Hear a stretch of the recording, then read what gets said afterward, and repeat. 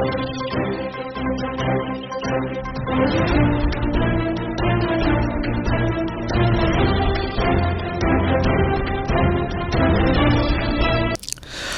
आवाज़ एक खास मुलाकात में आज मुलाकात कर रहे हैं राजनीतिक चाणक्य जो 50 साल से राजनीति में हैं, एक्टिवली पार्टिसिपेट कर रहे हैं, चंद्रराज सिंघवी जी से। जी सर, आपका स्वागत है आपकी आवाज़ पे।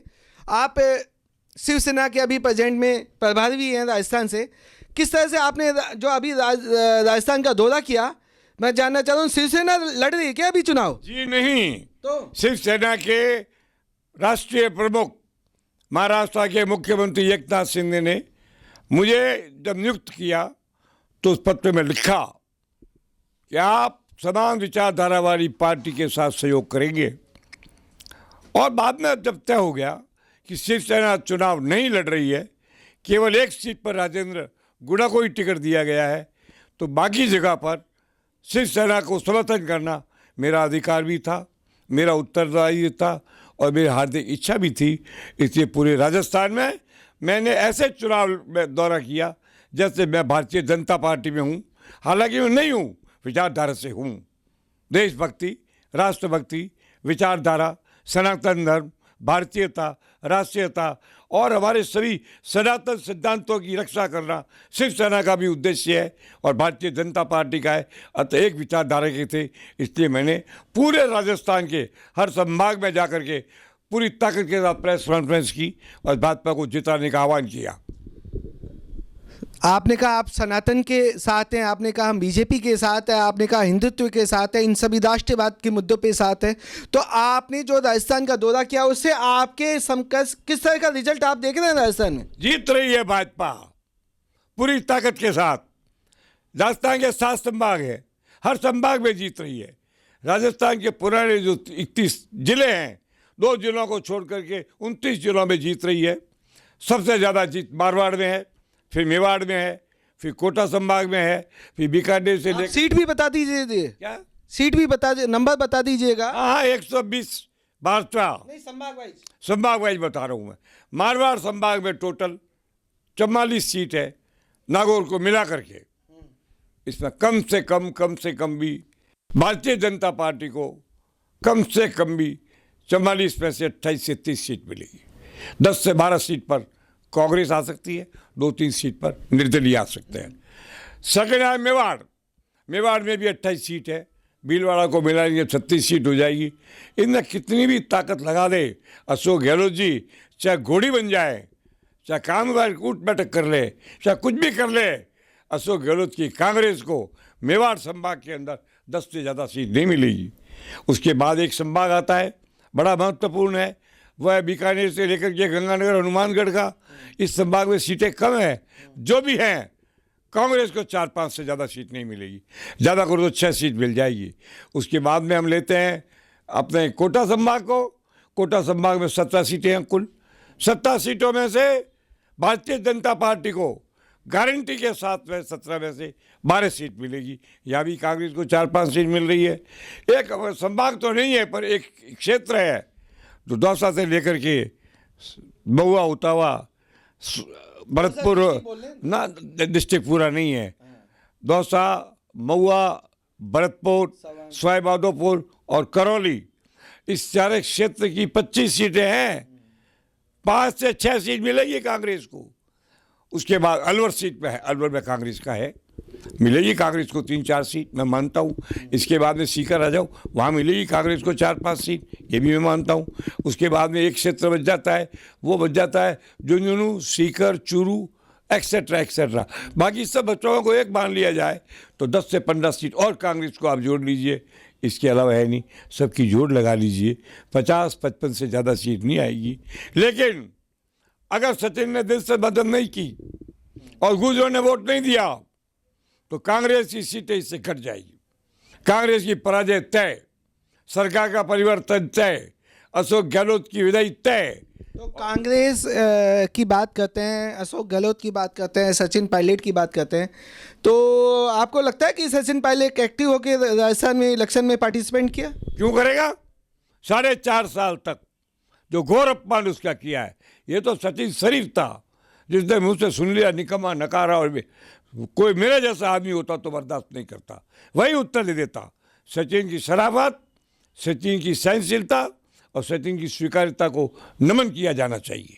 अगले 10-15 साल का आपका जो 50 साल का राजनीतिक एक्सपीरियंस है वो क्या कहता है, सचिन की क्या संभावनाएं नजर आ रही है? क्या वो आज नहीं कल क्या राजस्थान के को लीड करेंगे? और क्या ये संभावना है दिख रही है अगले 15 साल में कि बीजेपी अगर लीड कर लेती है, बीजेपी अगर आ जाती है तो 15 साल पहले बीजेपी इस स्टेट को छोड़ेगी? क्यों छोड़ेगी? क्यों छोड़ेगी? कौन छोड़ता है? और 10-15 साल दूर देखने के लिए तो मुझे दूरबीन का सहारा लेना पड़ेगा। नहीं, मैं जहाँ तक देख रहा हूँ कि अगर बीजेपी आएगी और बीजेपी अगले 15 साल कहीं नहीं हटने वाली तो सचिन का तो कह दिया बर्बाद। अभी सचिन की उम्र ही क्या है? नहीं, 15 साल में तो सब जीरो हो जाएगा। नहीं, ऐसा कुछ नहीं होता है। मैंने कांग्रेस ज्वाइन की थी 1971 में नाथूराम जी मिर्जा के कारण। मैं बाद में कैबिनेट मंत्री बना हरदीप जोशी गवर्नमेंट में। मैं बाद में कांग्रेस छोड़ करके भी भाजपा का कैबिनेट विभिन्न पार्टियों में रह चुके हैं। तो मैं ये जानना चाहता हूँ, आप हमारे व्यूवर्स को बताइए, आपका जो आपकी जो राजनीतिक कैरियर है 50 साल से ज़्यादा हो गया, तो आप किस तरह से राजनीति को देखते हैं? कौन कौन सी पार्टियों में क्या क्या आपने देखा और कौन कौन सी पोस्ट पे रहे? एज ए प्रोफाइल आप क्या क्या, मतलब हमारे व्यूवर्स जानना चाह रहे हैं चंद्रा सिंह जी है कौन? मैं सबसे पहले तो छात्र राजनीति में था। पूरे हिंदुस्तान की 37 विश्वविद्यालयों की एनसीओ का राष्ट्रीय अध्यक्ष था। जोधपुर यूनिवर्सिटी का मैं प्रेसिडेंट था, मैं सीनेट का मेंबर था, मैं कांग्रेस का ऑल इंडिया सेक्रेटरी था, मध्य प्रदेश का प्रभारी था जब जोगी कमलनाथ दिग्विजय डायरेक्टली मेरे साथ अंडर में थे। मैं भाजपा की राष्ट्रीय कार्यकारिणी का मेंबर था, मैं भाजपा का कैबिनेट मंत्री था वसुंधरा सरकार में, मैं जेडीयू का राष्ट्रीय महासचिव था, उमा भारती की पार्टी का राष्ट्रीय उपाध्यक्ष था। मैं पार्टियों को कभी नहीं छोड़ता, लेकिन जब पार्टियां मुझे छोड़ती है तो मैं वापस आने की याचना नहीं करता।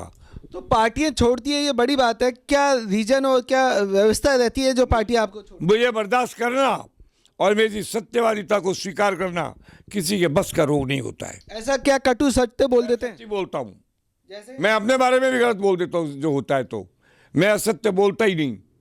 मैं भगवान महादेव का भक्त हूँ, केवल सत्य का पूजा हर तरह। जब मुझे पूछा गया था, राजीव गांधी ने मुझसे पूछा था कि आपका अशोक गहलोत से क्या डिफरेंस है, मैंने कहा डिफरेंस वही है कि जो वो मेरी लिखी हुई हिंदी पढ़ नहीं सकता, मेरी लिखी हुई अंग्रेजी बोल नहीं सकता, तो राजीव गांधी गले लगाया था मुझे। मेरे को हटाने के लिए 8 मंत्रियों से गहलोत ने इस्तीफा दिलवाया था, तो मुझे रखने के लिए हरदीप जोशी ने 8 मंत्रियों से इस्तीफा दिलवाया था। वो एक ज़बरदस्त लड़ाई थी और मैं उसमें जीता और मैं बना रहा। और भारतीय जनता पार्टी में ये सहस हुआ। भैरू सिंह जी शेखावत ने मुझे कहा था कि तू बार बार कहता है ये 120 सीट आएगी 2003 में। मैंने एक ऐड दिया था, करोड़ों रुपए का ऐड था, पार्टी ने खर्चा भुगता था। मैंने गुड बाई गहलोत, बीजेपी 120। तो भैरू सिंह जी का फ़ोन आया, मैं भी 90 से ऊपर नहीं लाया, तू 120 कहाँ से लाएगा? तो गिनती आई, जब देख लेना यू आर नॉट हैलमार्क, और 120 ही आई, न 19 न 21।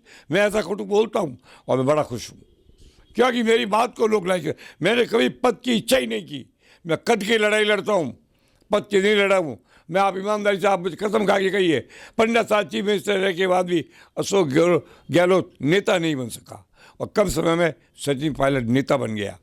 नेता अलग बात होता है, पद अलग बात होता है, और कद अलग बात होता है। मैंने हमेशा ज़िंदगी में कद की लड़ाई लड़ी।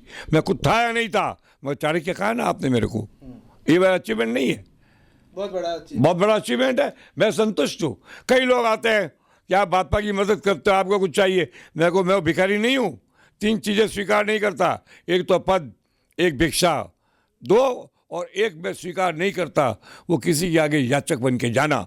आई am very happy, my family is happy, I am totally happy, my past is brilliant, my achievement are not less. एक बात कर लेते हैं, आपने कहा अशोक गहलोत नेता नहीं बन सके और सचिन पायलट विदाउट सीएम नेता बन गए, तो नेता का क्या डेफिनेशन है? क्या भीड़ लोग जिसे देखने के लिए भागे, देखने के लिए, सुनने के लिए भागे, वो नेता होता है। जो समय लेकर पैसे देके भीख करे वो नेता नहीं होता है। वो नेता था नाथूराम मिर्जा, रामनिवास जिंदगी भर पावर में रहे, नाथुराम जी कम रहे, पर नेता बना नाथुराम मिर्जा। ब्राह्मण बहुत आए, नेता बना हरदेव जोशी। क्या बात करते हो आप? नेतृत्व का गुण वो होता है जिससे लोग दिल से चाहे, दिल से प्यार करे। वोट ले लिया, ये दे दिया, रेवड़िया बांट दी, चुनाव दे दिया, कुर्सी ले ली, सोनिया की मेहरबानी ले ली और कुर्सियाँ प्राप्त करी। क्या अशोक गहलोत केवल मेहरबानी से सीएम बने हैं क्या? 3 बार मेहरबानी और भाग्य, भाग्यवान है वो, जबरदस्त भाग्यवान है। लेकिन वो भाग्यवान है, उतने ही वर्षों में राजस्थान भाग्यहीन बन के रहा है। क्या लीडरशिप क्वालिटी नहीं है अशोक गहलोत की? मुझे तो दिखती नहीं है, मेरा तो कोई कैसे सीएम बन गए विदाउट लीडरशिप? सीएम तो जगन्नाथ पाटिया बन गया था, आपने उसको नेता माना क्या? शिवचंद माथुर बन गया था, आपने नेता माना क्या उसको? नेता बनना और बात है, नेता बना लालू प्रसाद और चीफ मिनिस्टर बन गई राबड़ी। क्या राबड़ी को नेता बना आपने? नहीं बनता है। नेता वो होता है जिसमें नेतृत्व की क्षमता होती है, जिसका लोग सम्मान करते हैं। हम कुछ भी नहीं है, वर्कर है, जहाँ जाएंगे लोग इज्जत से लेंगे। तो गहलोत जी ने तो जब यहाँ पे पर्यवेक्षक आए थे कांग्रेस से, सेंटर से, कांग्रेस सोनिया गांधी द्वारा भेजे गए पर्यवेक्षक आए थे 25 सितंबर को 2022 की बात है। तो 25 सितंबर 2022 में जब शांति धारीवाल ने कहते कौन केंद्रीय नेतृत्व, तो हम तो गहलोत जी की सुनते हैं, यहाँ पे तो गहलोत है। तो उसी परिदृश्य में वहाँ पे शांति धारीवाल का एक का नेता होना क्या है? And what is Shanti Dhariwal? Sonia ने मना किया, उसके टिकट के लिस्ट पर नाम पर ऐतराज किया। इसके बाद अशोक गहलोत ने सोनिया की बेइज्जती करके उसको टिकट दे दिया। ये अफसोस होगा अगर कोटा के कांग्रेस जन ऐसे आदमी को जो सोनिया द्वारा तिरस्कृत होकर टिकट पाता है उसकी मदद करते हैं। कांग्रेस जनों का पहला कर्तव्य था, अरे अशोक गहलोत खुद 30 साल तक, 25 साल की राजनीति में सोनिया गांधी के पास रहा, किस तरह किस रूप में रहा आप जानते हो। यस मैन बन आप बता दो ना खुल के, हमारे व्यूअर्स को ही बता दो। यस मैन बन के रहा, हाँ मैं हाँ बढ़ता रहा। सोनिया ने उसको महत्व दिया, बहुत दिया, जरूरत से ज़्यादा महत्व दिया। 3 बार सेंट्रल मिनिस्ट्री से डिस्कस करने के बाद फिर भी बनाया, परशुराम को छोड़ के उसको सीएम बनाया।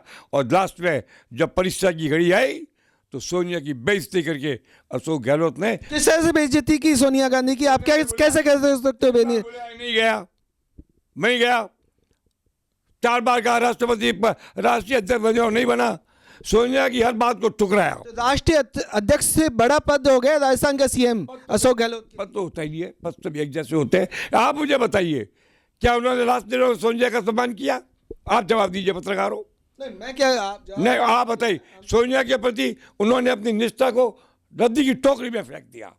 हम ऐसा नहीं जब करते। मौका मिला, जब गहलोत ने यस मैन कहा और जब मौका मिला तो पीठ पे वार किया। आप ये कहना चाहते हो क्या? आप खुद जानते हो, आपने कह ही दिया गलत क्या कहा। आपसे जानना। हाँ मैं कहता हूँ उन्होंने सोनिया का वो सम्मान नहीं किया जो प्रेम, स्वाद, सम्मान और आशीर्वाद सोनिया। तो कांग्रेस राजस्थान के जो कांग्रेस के नेता है वो सम्मान क्या गहलोत को दे पाएंगे? नहीं जी, लेंगे फायदा, कुर्सी ले लेंगे।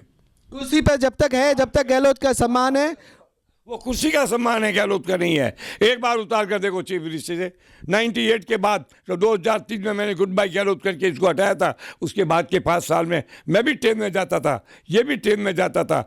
उस समय गाड़ियाँ कम थी, तो मैं मालूम है कितने लोग आते थे, 5 आदमी मिलने नहीं आते थे। फिर कुर्सी पर आ गया, चिपक जाते हैं। हर कांग्रेस जन नहीं, हर राजनीतिक कार्यकर्ता मक्खी की तरह होता है, तो 70 रुपये शहद के तत्ते से चिपक जाता है।